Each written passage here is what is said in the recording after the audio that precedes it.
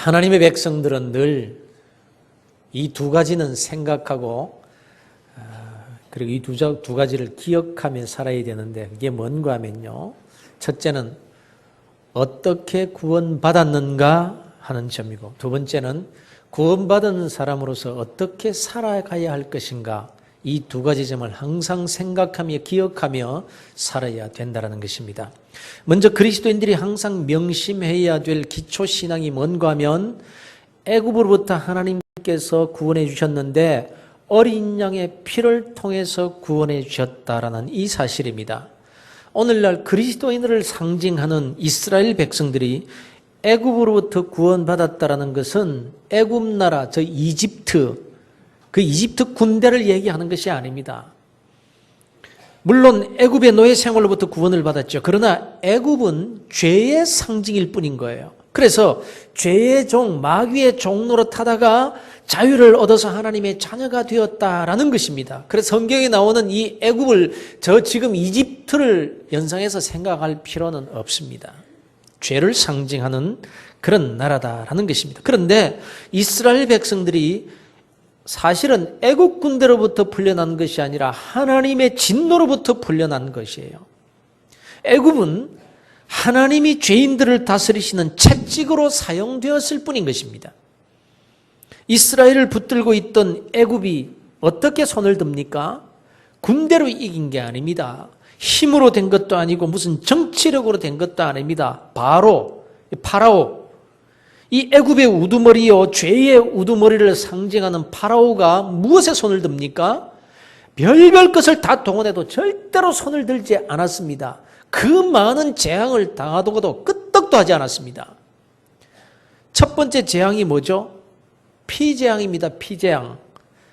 피는 생명의 상징이지 않습니까? 애굽의 물이라는 물은 모두 다 피로 변합니다. 우물의 물도 피로 변하고 강물도 피로 변하고 물이라는 물은 다 피로 변하는 그런 재앙이 일어납니다. 그런데 끄떡도 안 합니다. 항복 안 합니다. 바로가 온 세상의 물이 다 피가 돼도, 즉 피를 가진 모든 존재를 다 죽여서 그 피를 제물로 삼아서 죽인다고 할지라도 그 피로서는 단 한 사람도 구원할 수가 없다는 것을 상징하고 있는 거예요. 저 같은 사람 수억만 명이 죽어도,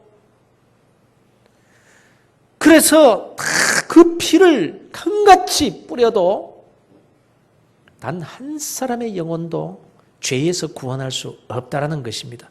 나는 내 죄로 죽어야 될 죄인인데 죄인인 내가 누구를 위해서 피를 흘린다는 겁니다. 수천만, 아니 수십억만 명이 다 죽는다고 할지라도, 그 피를 제물로 드린다고 할지라도 죄에서 단 한 사람도 구원할 수 없다는 것을 상징하고 있는 것입니다. 그리고 개구리 재앙, 무슨 이 파리, 악질, 독종, 또 우박이나 메뚜기 재앙을 퍼부어도 이 파라오는 끄떡도 하지 않았습니다. 여러분, 죄를 상징하는 이 파라오, 그 어떤 재앙 가지고, 그 어떤 재물 가지고도, 그 어떤 벌을 당한다고 할지라도 단 한 사람의 영혼도 구원할 수 없다는 것입니다. 그런데 언제 두 손을 듭니까? 마지막 10번째 재앙에서 손을 듭니다. 바로 어린 양의 피의 죄는 손을 든다는 것입니다. 그가 어떤 죄인이든지 어린 양의 피가 발려있는 집안에 있으면 하나님의 사자가 그 집을 넘어가서 살 수 있었고, 어린 양의 피가 없는 집은 죽음의 재앙을 면할 수가 없었다는 것입니다. 바로 이 10번째 재앙에서 파라오가 두 손을 듭니다. 어린 양의 피 앞에서는 죄가 손을 들게 되어 있는 것입니다. 그 어떤 것으로도 죄의 사슬에서 벗어날 수 없고 오직 어린 양의 피로서만 죄에서 벗어날 수 있다는 것입니다. 그런데 그 예수 그리스도 어린 양의 피를 믿는 저와 여러분들은 지금 하나님의 자녀가 되어서 죄에서 벗어나서 이 자리에 구원의 백성으로 나와 앉아 있다는 사실입니다. 할렐루야. 그런 거로 성도 여러분, 그 어떤 죄인이라고 할지라도 그 죄가 파라오같이 끈질기게 나를 물고 놓지 않는다고 할지라도, 그 어떤 귀신에게 붙들려 고통받고 있다라고 할지라도 어린 양 되시는 예수 그리스도의 피를 자신의 영혼의 문설주에 믿음으로 바를 때에 사탄의 올무, 죄의 올무에서 풀려나고 자유를 얻게 될 뿐만 아니라 하나님의 자녀가 된다는 사실을 믿으시기를 바랍니다. 그러므로 이스라엘 백성들, 즉 하나님의 백성들은 언제나 나는 어린 양의 피로 애굽에서 죄에서 구원받았다는 것을 잊지 말아야 된다는 거예요. 그래서 하나님께서 이스라엘 백성들에게 유월절을 지키라, 유월절을 기념하라 이렇게 명령하셨던 것입니다. 왜요? 잘 잊어버리니까, 잘 까먹으니까. 자신의 존재가 어떤 존재인지, 어떻게 하나님의 자녀가 되었고, 어떻게 구원을 받았고, 어떻게 백성이 되었는지를 잊어버리면 어떻게 살아야 될 존재인지를 잊어버리고 자기 마음대로 살게 되는 거예요. 그래서 기념하라, 잊어버리지 말라 이렇게 명령하신 것입니다. 그래서 그리스도인은 나는 예수 그리스도의 보혈의 피값으로 하나님의 자녀가 된 자다. 나는 비록 약하고 부족하고 어리석고 또 내가 세상 사람들보다 더 깨끗하게 살지 못한다라고 할지라도 신분은 하나님의 자녀다. 예수 그리스도의 보혈의 피로 나는 그리스도인 되었고 하나님의 자녀가 되었다. 그래서 나는 세상에서 그냥 덤벙덤벙 세상 사람들과 같이 살아갈 그런 존재가 아니다 라는 것을 내가 어떻게 구원받았냐를 알 때에 이렇게 살아갈 수가 있다는 것입니다. 그래서 죄로부터 자유함을 얻은 하나님의 백성들이 살아가는 데는 삶의 원리가 있는 것입니다. 오늘 우리에게 주신 이 본문의 말씀이 구원받은 이스라엘 백성들의 삶의 원리 가운데 아주 중요한 원리를 말씀해 주고 있습니다. 우리가 살아가는 이 세상은 그렇게 호락호락하지 않습니다. 그렇게 만만치 않습니다. 비록 하나님의 자녀들이지만 우리 앞에는 여리고성과 같은 그런 난관들이 놓여 있습니다. 어려움의 여리고, 내 인생길을 방해하고 괴롭히는 여리고, 질병의 여리고가 많이 있습니다. 본문에 나오는 이 여리고성은 난공불락의 요새였습니다. 고고학자인 존 가스트 박사의 조사에 의하면 여리고성은 이중벽으로 되어 있다고 합니다. 두 겹의 성으로 되어 있는데 외성의 두께가 2m, 내성의 두께가 4m, 높이가 10m. 그러니까 아주 견고한 성이었다는 것입니다. 이 정도면 성 위로 탱크도 지나갈 수 있는 그런 성이었습니다. 그 당시 성으로서 말입니다. 그런데 이스라엘 백성들이 도대체 이 엄청난 성을 어떻게 무너뜨릴 수가 있을까요? 지금 광야길을 달려온 40년 동안 광야길을 달려오면서 그들이 가진 것이 무엇이겠습니까? 광야를 헤매고 다니면서 그들이 소유하고 있는 게 뭡니까? 텐트. 그리고 텐트 생활에서 필요한 생활 도구 이런 것뿐입니다. 이런 것도 이렇게 운반하기가 그렇게 쉽지가 않았을 거예요. 그러니 무기 하나 없는 이스라엘 백성들이 이 난공불락의 요새 여리고를 어떻게 무너뜨리고 점령할 수 있었겠느냐 하는 말씀입니다. 전쟁에서 이기려면 무엇보다도 작전이 중요하다는 것을 다 알 것입니다. 비록 좀 부족한 면이 있어도 작전만 잘 짜면 승리할 수도 있다는 것입니다. 그래서 전쟁 영웅이 생기는 법이지 않습니까? 모든 것이 다 불가능했는데 장군의 지략으로 이겼다. 이런 영웅이 생기잖아요. 모든 것이 다 부족하고 도무지 이길 수 없었는데 이순신 장군이 장로님 계셔서 헷갈렸네 내가. 이순신 장군이 작전 잘 짜가지고 외적을 물리쳐서 영웅이 됐지 않습니까? 그러나 여러분, 작전을 완벽하게 세우고 최고로 훈련된 대원들을 투입한다고 그 작전대로 다 승리하게 되느냐? 그건 아닌 거예요. 1980년 이란에 있는 미국 대사관이 테러리스트들에 의해서 점령당했을 때를 기억하십니까? 이 미국인들을 구출하기 위한 작전이 펼쳐지게 됩니다.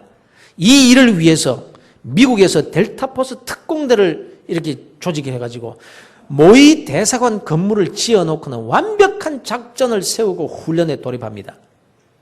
작전 내용은 이랬다고 합니다. 특공대원들이 해군에서 제공한 이 헬기를 타고 이란 내의 사막지대를 집결합니다. 그러면 터키에 주둔하고 있던 미군이 수송기를 동원해서 기름과 무기와 기타 보급품들을 제공해 주는 것입니다. 그리고는 그 특공대는 공급받은 그 무기를 가지고 대사관을 전격 습격해서 번개같이 인질을 구출을 해가지고 인질들과 함께 헬기를 타고 이란 사막지대로 빠져나와서 대기하고 있던 수송기를 타고 유유히 탈출한다는 그런 작전이었습니다. 이 작전은 돈과 첨단 장비로 무장한 미국이었기 때문에 세울 수 있었던 작전이었습니다.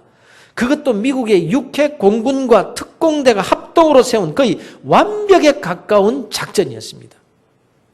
그런데 실패합니다.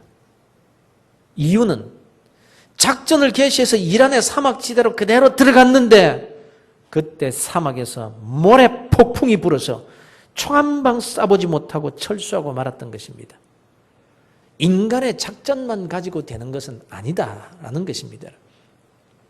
오늘날에는 이 작전이라는 말이 사회 일반에서도 보편적으로 사용되고 있습니다. 사업도 작전이 좋아야 된다고 합니다. 주식 투자에도 작전이 있다고 합니다. 다이어트도 작전이 좋아야 된대요. 우리 자녀들이 대학 갈 때 요즘 무슨 작전이 좋아야 되면 눈치 작전이 좋아야 된다. 작전이다, 작전. 그런데 말입니다. 중요한 것은 이스라엘 하나님의 백성의 경우입니다. 하나님의 백성들이 이 세상에서 살아가는 방법을 제대로 알아야 된다는 것입니다. 하나님의 백성이 여리고성을 무너뜨리고 점령할 수 있는 작전이 뭐였더냐? 이것이 너무나 중요하기에 이 사건이 성경에 기록되어 있고 오늘 우리에게 메시지로 전달되고 있는 것입니다. 오늘날 우리 앞에 수많은 여리고성이 버티고 서 있기 때문에 오늘 이 진리의 말씀 너무너무 중요한 거예요. 그런데 이스라엘이 기가 막힌 작전으로 여리고성을 무너뜨리게 됩니다. 어떤 작전이었습니까? 이런 작전이었습니다. 이스라엘 백성들이 하루에 한 번씩 여리고성을 도는 겁니다. 엿새 동안 하루에 한 번씩 아무 소리 안 하고 그냥 한 바퀴 빙 도는 겁니다. 그리고 7번째 되는 날에는 7바퀴를 도는 거예요. 그렇게 7바퀴를 돌고서는 제사장들이 나팔을 탁 불 때 백성들이 와 하고 고함을 지르는 겁니다. 이 작전이었습니다. 여러분, 작전 어떻습니까? 기가 막힙니까? 멋있습니까? 작전 같습니까? 이게 무슨 작전이라고 할 수 있겠느냐라는 거예요. 그러나 말입니다.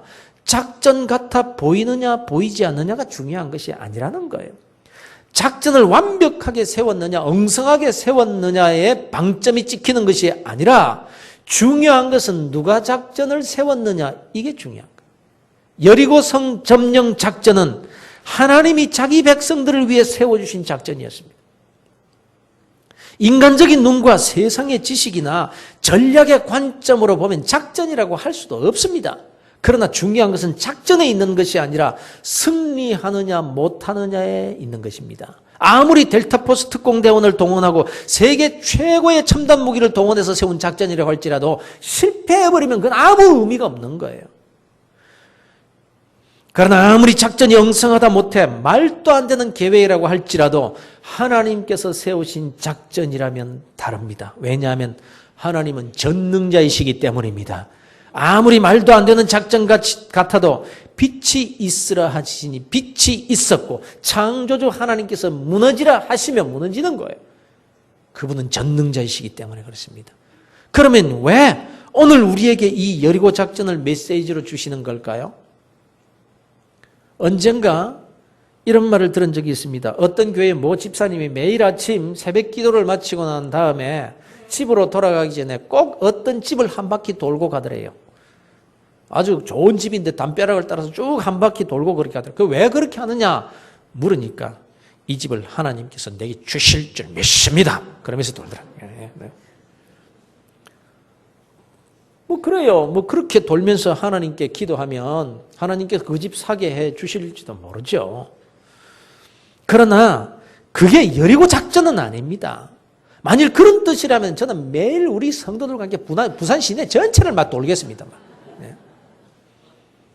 중요한 것은요, 내 인생의 작전권이 누구에게 있느냐 하는 점입니다. 하나님의 백성들은 내 인생의 작전권을 내가 쥐고 내가 세운 작전대로 살아야 할 존재가 아니라는 것입니다, 여러분. 내가 하나님의 백성이라면 그렇습니다, 여러분. 내가 어린 양 되신 예수 그리스도의 보혈의 피로 그 죄에서 구원받은 하나님의 백성이라면 이 땅에 사는 날 동안 내 인생의 작전권을 하나님께 드리는 것이 최고의 축복이요 최고의 특권인 것입니다. 여러분. 여러분, 내가 내 인생 책임질 수 있나요? 내일 일은 아무도 모릅니다. 아무리 계획을 잘 세워도요, 그 계획대로 다 됩니까? 휴가 계획을 잘 세웠다고 해서 그 휴가 계획대로 안 될 수가 있어요. 몇 년 계획을 세우고 몇 년 앞을 내다보고 계획을 세웠다 할지라도 그 계획대로 추진을 정확하게 한다고 해서 그대로 되는 것은 아니에요. 그대로 된다면 세상 살기에 뭐 아무런 문제가 없죠. 물론 될 수 있습니다. 계획에 성공할 수 있습니다. 그러나 계속 그렇게 될까요? 전혀 예상치도 못한 모래폭풍이 불어서 총 한 방 쏘지 못하고 철수해야 되는 것처럼 인생의 삶이라는 것이 다 그런 것입니다. 경험을 한두 번 해보신 것이 아니잖아요. 그래서 내가 승리의 삶을 사는 유일한 길은 하나님의 작전을 따라 사는 것입니다. 이렇게 살기만 하면 가장 지혜로운 인생의 삶이 될 수가 있다는 것입니다. 특별히 이 점을 유념하셔야 됩니다. 이스라엘 백성들에게는 선택의 여지가 없다라는 거예요. 선택의 여지가 없다. 생각해 보십시오. 하나님께서 이스라엘 백성들에게 하루에 한 바퀴씩 성을 돌고 마지막 날에는 7바퀴를 돈 후에 고함을 질러라. 그러면 성이 무너질 것이다. 이렇게 말씀하셨을 때 아이고 하나님 망령 드셨습니까? 무슨 그게 작전입니까? 그렇게 해가지고 일이 되겠습니까? 말 같지도 않은 그런 말씀을 하십니까? 이렇게 했다고 합시다. 이때 하나님께서 그래? 그러면 너 대안 있냐? 무슨 좋은 작전이라도 있냐? 네가 해볼래? 이렇게 물으셨다면 뭐라고 대답할 수 있었을까요? 대안 있냐? 없는 거예요. 이스라엘에게는 없습니다. 이것이 이스라엘입니다. 예수 그리스도를 믿는 우리가 참 아브라함의 후손이요 참 이스라엘 백성들입니다. 여러분 무슨 실력이 있으십니까? 미천이 두둑하십니까? 경험과 지식이 탁월하신가요? 그러나 여러분 기억하십시오. 이스라엘은 이것 가지고 되는 존재가 아니라는 점입니다. 여러분. 그것 가지고요 아무리 완벽한 작전을 세우고 시행해도 사막에 바람 한 번 휙 불면 초 한 방 쏘지 못하고 그 모든 장비 다 버리고 도망쳐야 되는 거예요. 그렇다면 이것이 이스라엘에게 손해가 됩니까? 그렇지 않습니다. 이스라엘 백성들에게는 작전을 짜고 말고 할 것이 없습니다. 하나님께서 짜주시는 작전대로 행하기만 하면 되는 존재인 거예요. 아무리 작전이 유치해 보여도 하나님께서 세우신 작전이 최고의 작전이에요. 가장 완벽한 작전입니다. 작전을 하나님께서 세우셨으면 그 하나님께서 작전대로 되게 하시는 전능자이시기 때문에 그렇습니다. 하나님은 작전에 능하신 분이신가요? 예, 하나님이시니까 작전이 완벽하게 그렇게 세우실 수 있는 분이시겠죠. 그러나 작전이 좋고 안 좋고의 문제가 아니라는 거예요. 작전의 우수성이 문제가 아니라 그대로 되게 하시는 전능자가 바로 하나님 자신이시기 때문에 그렇습니다. 우리가 볼 때 작전도 아닌 것 같고 유치하고 엉성한 것 같고 말도 안 되는 것 같다 할지라도 그대로 될 수밖에 없다는 점에 방점이 찍히는 거예요. 여리고를 도는 작전이 좋아서가 아니라 이스라엘 백성들이 불평하지 않고 하나님께서 세우신 작전대로 순종하면 마지막 순간에 하나님께서 능력으로 여리고를 쳐버리시는 것입니다. 하나님이 치시는데 무너지지 않을 성이 어디 있어요? 그래서 이스라엘 백성들이 하나님의 작전대로 순종하여 그대로 했더니 마지막 날 7바퀴를 돌고 제사장들이 양강 나팔을 불 때에 함께 백성들이 소리를 질렀더니 그 난공불락의 여리고 성이 와르르 무너졌더라. 백성들이 무너뜨린 겁니까? 고함 소리가 커서 무너졌겠습니까? 지진이 일어나서 무너졌습니까? 하나님께서 무너뜨려 주셨더라. 이 말씀인 것입니다. 사랑하는 성도 여러분, 하나님의 음성을 이 시간 들으실 수 있기를 바랍니다. 우리가 이스라엘이기 때문입니다. 우리가 참 이스라엘, 우리가 참 아브라함의 후손이요 참 하나님의 백성들이기 때문입니다. 내가 이스라엘이기 때문에 하나님의 작전을 따라서 살아야 한다는 것입니다, 여러분. 그것이 가장 완벽한 작전입니다. 그보다 더 나은 작전은 없습니다. 그러면 오늘 우리 앞에 놓여 있는 이 여리고를 무너뜨릴 하나님의 작전 계획은 어디에 가서 받아올 수가 있는 것입니까? 바로 이 하나님의 말씀입니다. 이것이 하나님의 작전 계획서입니다. 도무지 하나님의 말씀이 현실과 동떨어져 있고 이 시대에 맞지 않는 것 같다 할지라도 이스라엘은, 그리스도인들은 순종해야 한다는 것입니다. 왜냐하면 그 작전은 하나님께서 세우신 작전 계획서이기 때문입니다. 작전이 좋아서가 아니라 그 작전을 이루게 하시는 하나님이 계시기 때문입니다. 왜 하나님께서 이스라엘 백성들이 여리고성을 7일이나 돌게 하셨을까요? 하루만 돌아도 무너뜨려 주시면 되는 거 아닙니까? 일주일 동안 돌아야 하나님의 능력이 생기는 겁니까?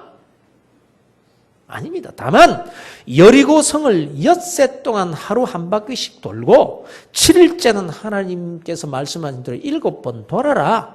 이것은 하나님께서 정하신 거예요. 작전권이 하나님께 있다는 것입니다. 문제는 아무리 유치해 보이고 그 기간이나 방법이 이해가 되지 않는다라고 할지라도 하나님의 작전대로 순종하면 여리고가 무너지게 되어 있다라는 말씀인 것입니다. 그런데 오늘을 살아가는 이스라엘인인 우리 그리스도인들은 하나님의 작전대로 잘 안 합니다. 오늘날 그리스도인들이 하나님의 작전대로 잘 안 해요. 하다가도 중단하고 작전을 바꿉니다. 하루 한 바퀴 돌 것을 하루에 2바퀴를 돌고 하루를 쉽니다.